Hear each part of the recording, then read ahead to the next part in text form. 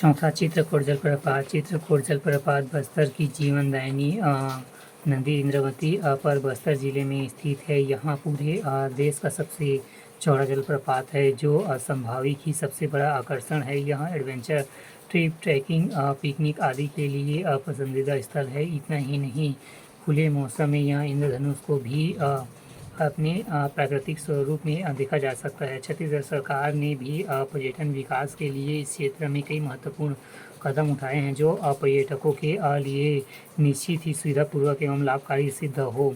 पांचवा, रतनपुर। रतनपुर अपने प्राचीनतम गौरव एवं ऐतिहासिक स्मृतियों के लिए विख्याति है। यहाँ माता महामाया का मंदिर जागृति सिद्ध शक्तिपीठ है जो सैलानियों एवं श्रद्धालुओं को विशेष आकर्षण का मुख्य बिंदु है। इसके अलावा काल भैरव मंदिर, राम टेकरी मंदिर, लक्ष्मी देवी मंदिर, रतनपुर का गज किला, मूसा खां की दरगाह आदि भी मुख्य धार्मिक स्थल है।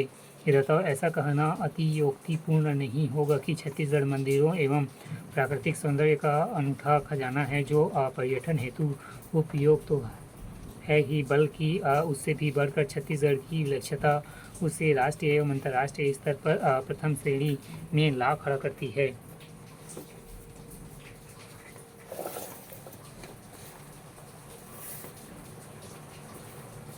छत्तीसगढ़ लोक सेवा आयोग मुख्य परीक्षा 2015 भाग 3। छत्तीसगढ़ की जनजातियाँ।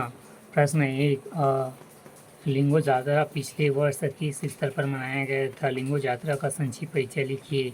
लिंगो जात्रा पर्व कोयतोर जाति के लोग पर आधारित है। गौड़ एवं उनकी उपजातियों की जीवन दर्शन की एक झलक है। इसमें अंगा देव के भौतिक स्वरूप को प्रदर्शित कर पूजा अर्चना की जाती है।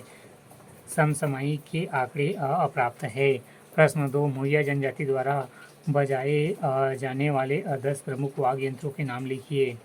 उत्तर, मौर्य जनजाति सांस्कृतिक दृष्टि से एक समृद्ध जनजाति है जो विभिन्न पर्वों में निम्न वाद्य यंत्रों का प्रयोग करती है। पहला मांदर, दूसरा ढोल, तीसरा मृदंग, चौथा कुड़ुबुड़ी, ताशा, पाँचवा घुंघरू, छठवां मंजीरा, सातवां मियांग, आठवां घंटी, नौवां तुड़का, 10वां निशान इत्यादि। प्रश्न 3, पहाड़ी कोरवा में कृषि से संबंधित त्योहारों की चर्चा कीजिए। उत्तर, कृषि पहाड़ी कोरवाओं की जीविकोपार्जन का मुख्य आधार है। इसके कृषि से संबंधित निम्न त्योहार प्रचलित है। कर्मा पशु धन पूजा का उत्सव, गोरिया देव पूजन त्योहार इत्यादि। प्रश्न 4, गोत्र को परिभाषित कीजिए। उत्तर, गोत्र बहिर्विवाह समूह की परिकल्पना है। चूँकि गोत्र के सभी सदस्य अपने को एक सामान्य पूर्वज के ही संतान मानते हैं, इसलिए एक दूसरे के भाई बहन माने जाते हैं। अंततः इसका विवाह किसी अन्य गोत्र के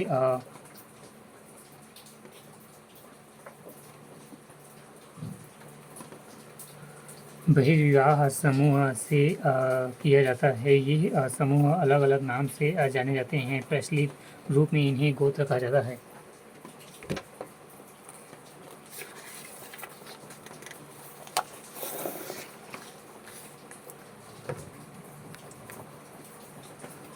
खंड 2, उत्तर के सदस्य में 60 अंक। 4, प्रश्न 5, स्थानांतरित कृषि पर टिप्पणी लिखिए। उत्तर, स्थानांतरित कृषि से पहले जंगल को काटा जाता है, फिर पेड़ों के सूखने के बाद उसमें आग लगा दी जाती है, उससे उत्पन्न राख की बीज को डाल दिया जाता है, फिर बारिश के बाद उसमें से अनाज के पौधे उत्पन्न होते हैं, जिससे तैयार होने के बाद काट लिया जाता है। जनजातीय वैज्ञानिक कृषि पद्धति से अभिज्ञ होते हैं, इसलिए वे स्थानांतरित कृषि करते हैं।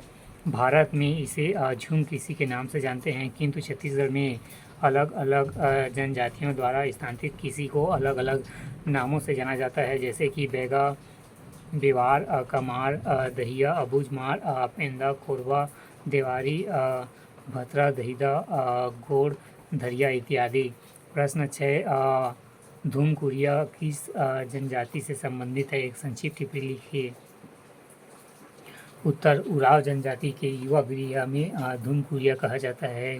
धूमकुरिया युवा गृह में एक अलग मकान होता है जिसमें सभी अविवाहित लड़के एवं लड़कियां उपस्थित होते हैं। धूमकुरिया के वरिष्ठ सदस्य जिस मुखिया का चुनाव करते हैं उसे धांगर महतो कहते हैं, जो धूमकुरिया के सदस्यों को सामाजिक एवं धार्मिक कर्तव्यों की शिक्षा देता है। इसमें उराव सभ्यता की जानकारी भी इस संगठन में दी जाती है। वह नृत्य गायन का भी अभ्यास कराया जाता है। धूमकुरिया के रात्रिकालीन कार्यक्रम में नृत्य, संगीत एवं हास्य विनोद के साथ ग्रामीण समस्याओं के निराकरण का भी प्रयास किया जाता है। इस संगठन में जीवन के विविध अवसरों पर किए जाने वाले विविध नए विधि विधानों की पूर्ण शिक्षा भी दी जाती है। आधुनिक दौर में इस संगठन के अतिरिक्त अस्तित्व में खतरा उत्पन्न हो गया है। खंड 3 उत्तर के शब्द अंक 8 प्रश्न 7 जनजातियों में शिक्षा के निम्न स्तर के लिए प्रमुख उत्तरदायी कारणों की चर्चा कीजिए। उत्तर पारिवारिक और सामाजिक स्तर पर शिक्षा विकास का प्रमुख आधार है, किंतु जनजाति क्षेत्र में प्राय शिक्षा का स्तर निम्न दिखलाई पड़ता है। इसके लिए प्रमुख उत्तरदायी कारक दूर दराज के क्षेत्र में निवास स्थान होने के कारण बुनियादी सुविधाओं के अभाव में उचित मार्गदर्शन की कमी, शिक्षा को लेकर संकीर्ण मानसिकता, जन जागरूकता में कमी के कारण शिक्षा निकायों की स्थापना का अभाव, नक्सलवादी विचारधारा का प्रभाव एवं जनजातीय परंपराएं